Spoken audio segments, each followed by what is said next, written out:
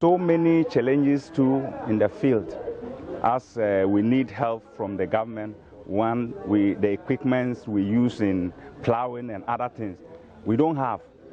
And also we need fertilizer and other weedicide and insecticide that we will use in the farming that will help us to get a good yield and a good results in the farming that we are doing. And one challenge too that we have is after harvesting, we don't have threshing machines. Most of the time you pile the rice 1 week or 2 weeks.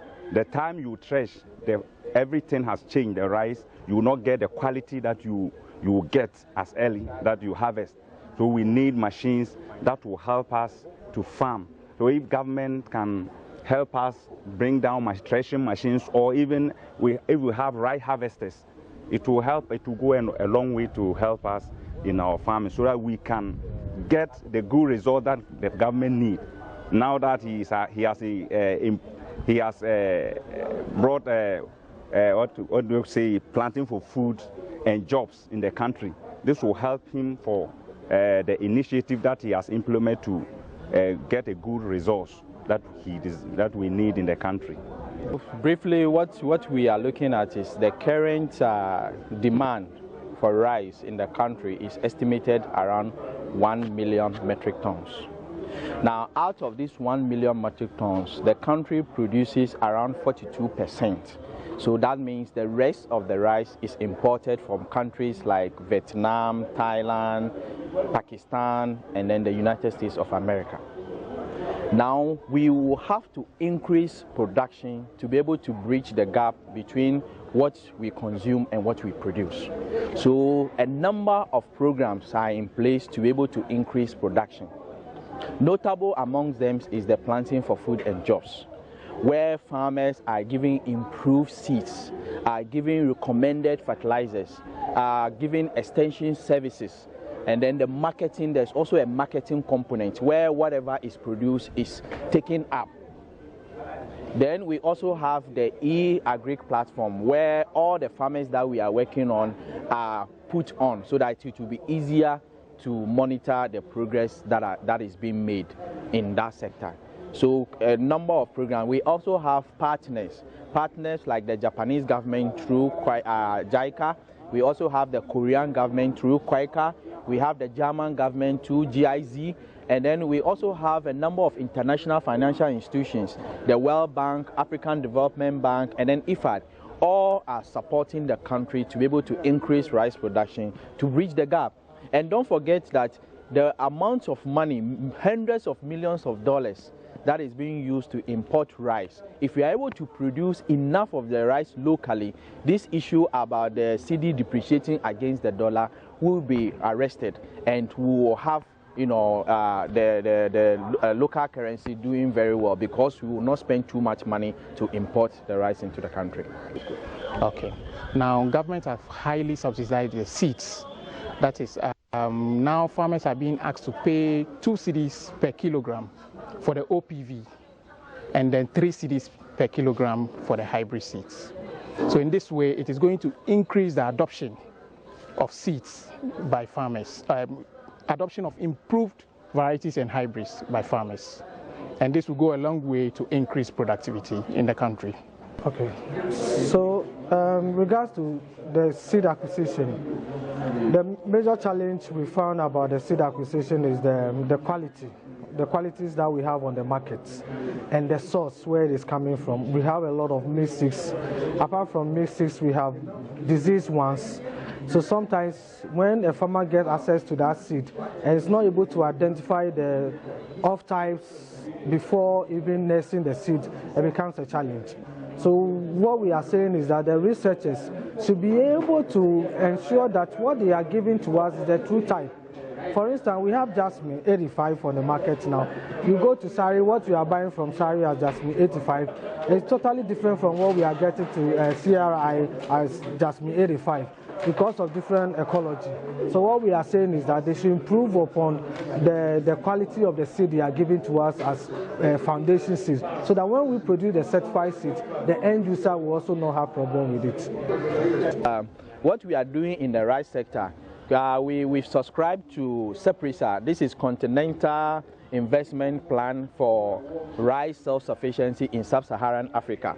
Now, the aim of this institution or this organization that Ghana is subscribed to is for us to be able to attain self-sufficiency by 2025. Now, to be able to do that, a number of activity needs to be done. For instance, we need to increase our production levels. Currently, we are doing an annual increase of around 6%. Now, we want to increase it to 15 to 20% annually to be able to attain self-sufficiency by 2025. So a number of efforts are being put in place to be able to attain the feat. Apart from that, we also subscribe to CAD, that is Coalition of African Rice Development. Now, the vision of CAD is to double rice production in Africa by 2030. But as a country, as I mentioned earlier on, we want to attain self-sufficiency by 2025. Okay. Thank you.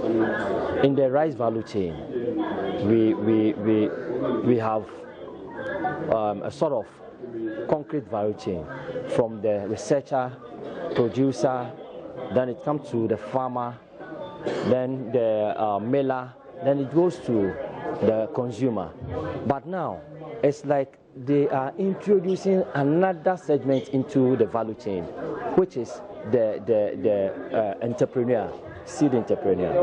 Now, the contamination of this seed is coming from the seed entrepreneur because he is a businessman. All that he wants to do is that he wants to purchase seed from somewhere and then send it to the farmer without looking at the source and how it has been produced. So all that we are saying is that if this will work very well, then the regulators regulate the seed producers so that they produce quality, high-yielding seed.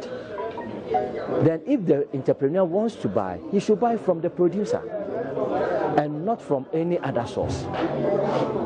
So that if there is a problem, the entrepreneur will liaise with the producer to fish out where the problem is, so that we can have value for money rice. The rice can be cheaper and it can be very, very delicious because you know the variety that you have produced. But when you go to buy from the market, you will not know what type of rice you bought for planting. But when you get it from the producer, he's going to tell you, this is agra rice and these are the traits. If you plant, these are what you're going to see.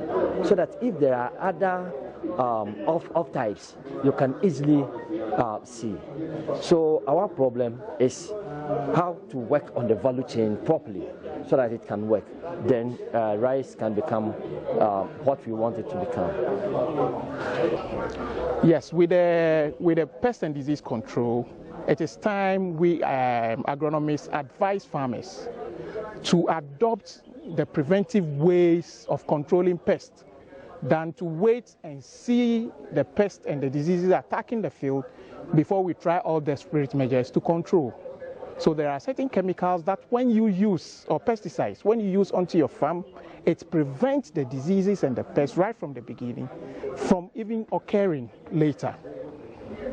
Yes, so with the use of fertilizer too, it is very, very important. The farmer can have the fertilizer, but the time of application is more important. For example, we interacted with some farmers, some rice farmers, who apply their fertilizer as late as 90 days after planting. Meanwhile, the crop matures in about 110 and 120 days. So it means the fertilizer that is being put at the 90 days, that's the urea fertilizer, being put at 90 days after planting is total waste. The crop is not going to benefit from it. So in this case, the right time of application must be,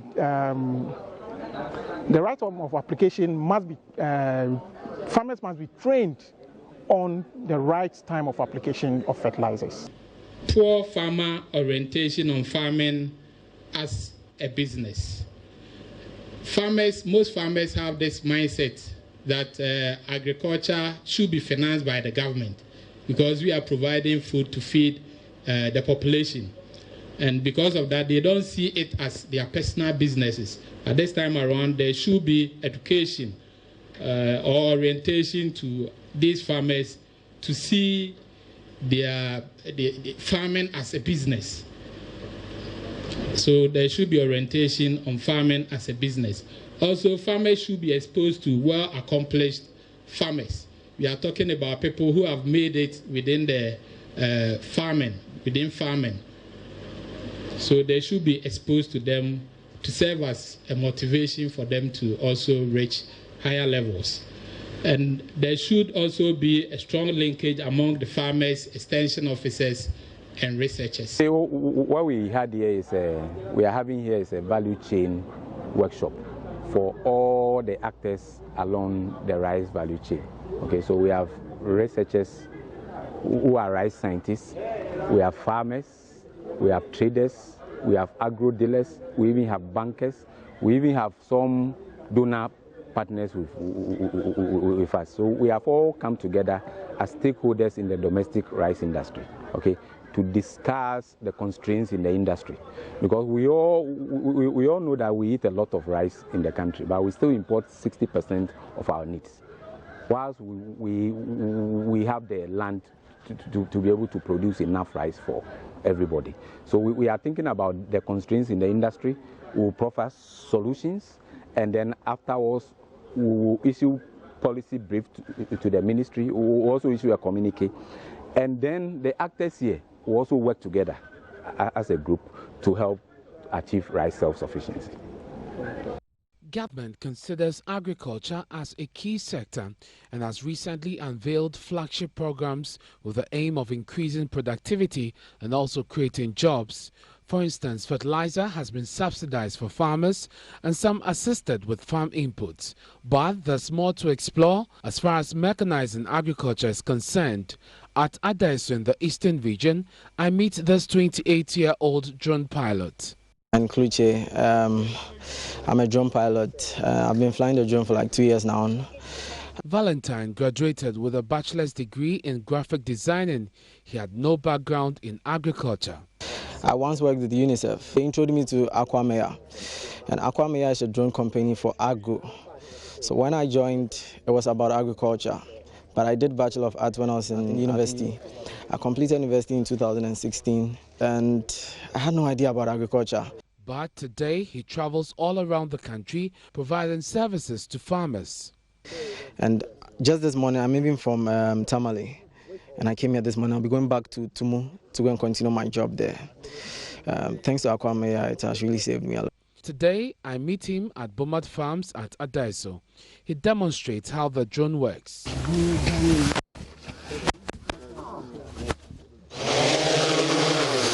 It's automatically going to go back there. So it's going to continue. 1.8 meter. So you didn't miss any crop. 0.8 meter. And when you miss any crop, you know, look at this edge. I didn't get to this edge because the farm is not straight. It's going to show it to me on the screen. You see this part, it didn't reach. It will show it to me on the screen that like that part isn't done. So when I finish, I'm supposed to do all the edge. 3.0 meter. You can increase the speed, you can change the speed, increase the flow of the liquid. It all depends on the nozzles. So I think I'll stop there, and I can ride it manually. So this one, the water is finished, I can bring it back.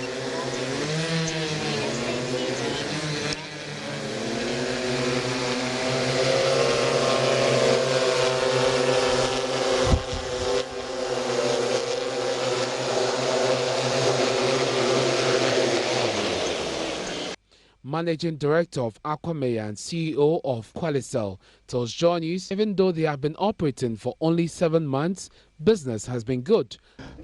The prospect is really great because in our 7 months operational in Ghana here, we've received a lot of traction from different stakeholders, including even the youth, because they want to be involved in technology innovation, get their hands busy with something that they can relate to.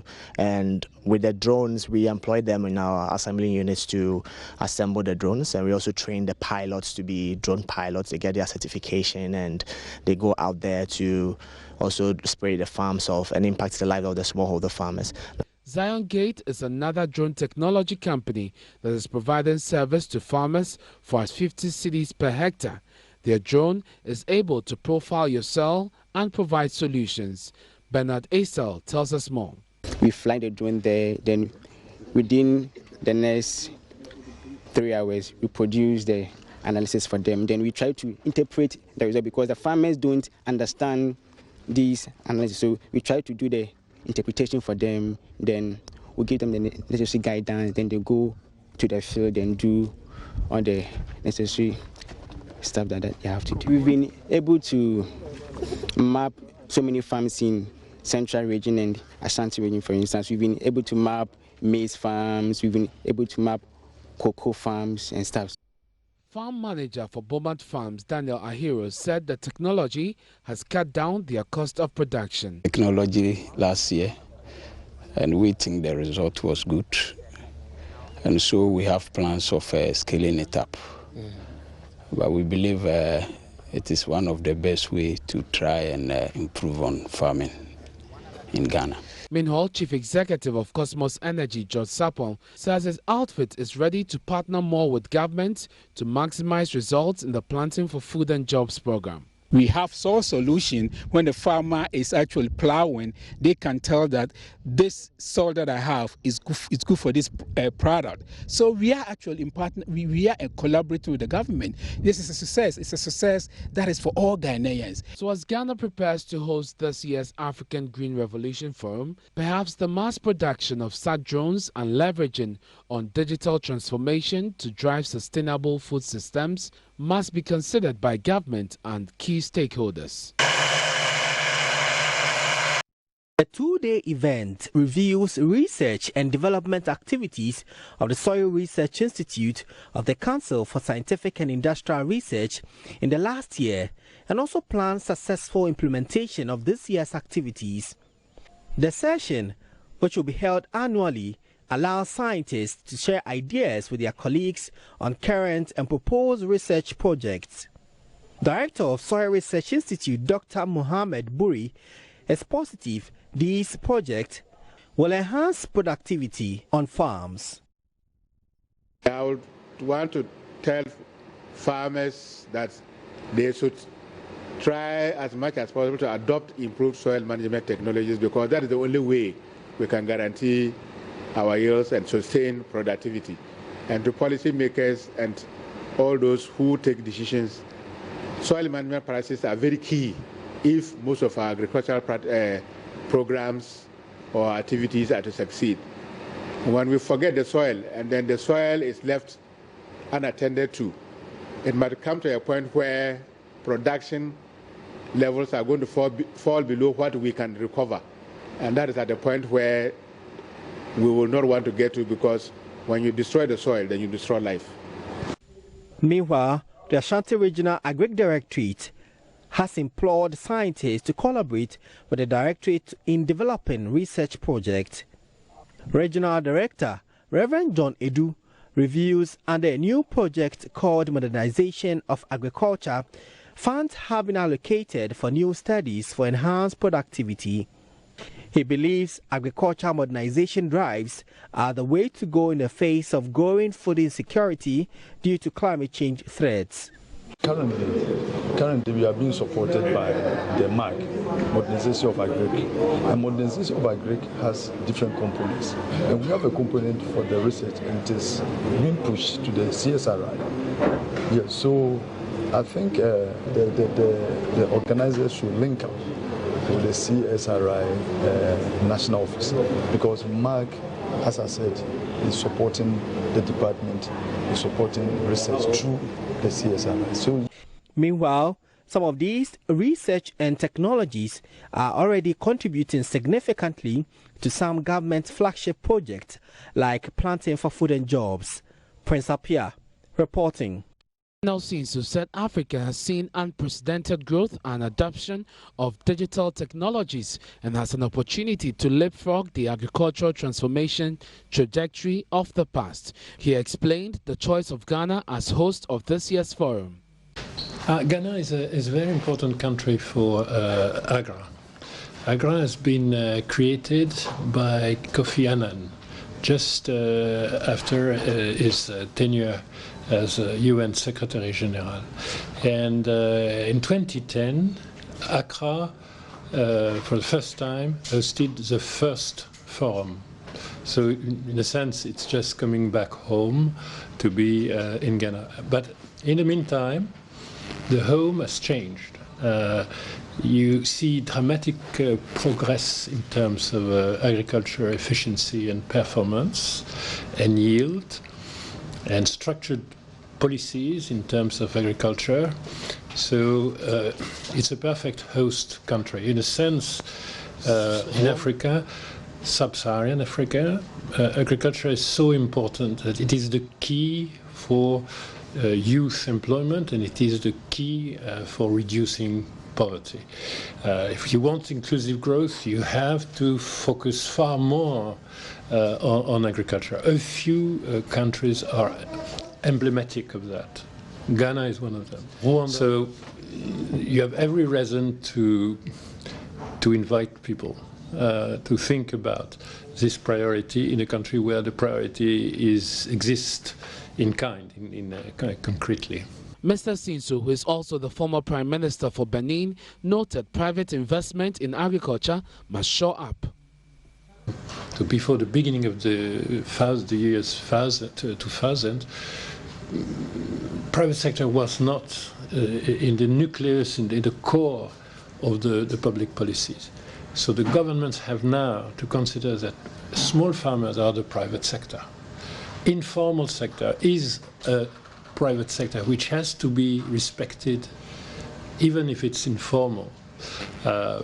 Small and medium companies, more formal, are essential participants, but you need a coalition, you need an action together. And the foundations, some of the financial partners of development have to interact. But you know, as of today, agriculture remains only 8% of the portfolio of our largest financial institution, which is the African Development Bank. 8%. In my country, Benin, credit to agriculture is 2% of total credit. In Ghana, it's a bit more than 4% of credit allocation. The problem is that agriculture is 25% of the GDP. In Ghana, like in Benin, and 50% of employment, but 2% or 4% of the credit. So we have to cause all the players to act differently and collectively, and to share the best practices